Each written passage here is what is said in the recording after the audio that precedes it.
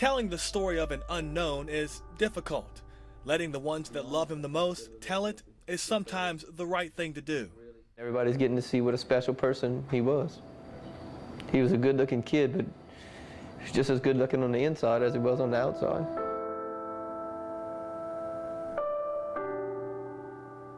The program has him at 140. That's giving him at least 10 pounds. He never ran out of bounds. He never ran around anybody. He didn't care how big you were. He was going to show you that he was going to run over you instead of around you. He played the game, for the competition. And on this night, TJ Cantrell would play the game of his life, leading Vanderbilt Catholic to a 34-12 victory against district rival South Lafourche. Best game of his career.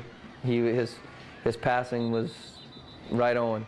It was a game TJ wasn't expected to play in because of an injury, but one in which he prayed all week to be a part of.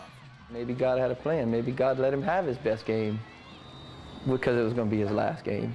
My rule with him was, you text me when you leave somewhere, you text me where you get where you're going. 12:57, the text was, we're in the truck.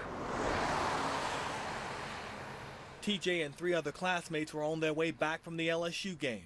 I fell asleep between my text of time to head home and him sending that text. And I woke up about, I think about 4:30 and looked at my phone, and I had just that one text from him. We were in the truck.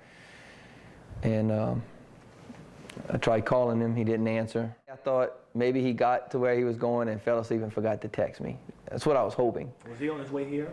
No, he was on his way to Houma. The kids that he had in Houma, he had to bring them back to Houma. And I actually have an apartment in Houma that he and Ian Haydell were gonna stay at. I got in my vehicle and went drive to Houma and started praying and said, Our Fathers and Hail Marys the whole way. And got to the apartment, which has a garage, opened the garage door, praying that his truck was going to be parked in there and I can go inside and wake him up and fuss him for not texting me that he got there. And opened the door and the truck wasn't there. So I knew something was wrong. Nearly 10 hours later, a parent's worst nightmare was realized. The truck TJ and his friends were in was found, submerged, wheels up, in Bayou Blue, just minutes from his final destination. All 4 kids perished, and that's left this family and this close-knit community devastated. All 4 kids were at the forefront of their class. They were all active and leaders, and 3 seniors and a sophomore. They were all good kids, and they'll all be very much missed, and they've all touched a bunch of lives. That are now left with a bunch of memories. 4 kids that had their whole lives ahead of them. TJ, the senior quarterback, was finally playing at a level where colleges were beginning to take notice. Not just in football, but his first love, basketball as well. His playing future was extremely bright. But his ultimate calling was entirely different. His prayers to play one more game were answered. And in his father's eyes, his son's life was complete. TJ's faith was so strong these last few weeks. Maybe God knew that his faith would never be any stronger than this, that if he took him now, he would go straight to heaven. And with that, this family has found a reason to smile and laugh in such a difficult time, knowing that the oldest of 3 boys is now looking down on them.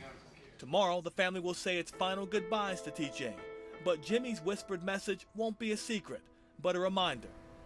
I really don't have very many regrets on what I haven't said, because I tell all 3 of my boys every chance I get how much I love them and how proud I am of them.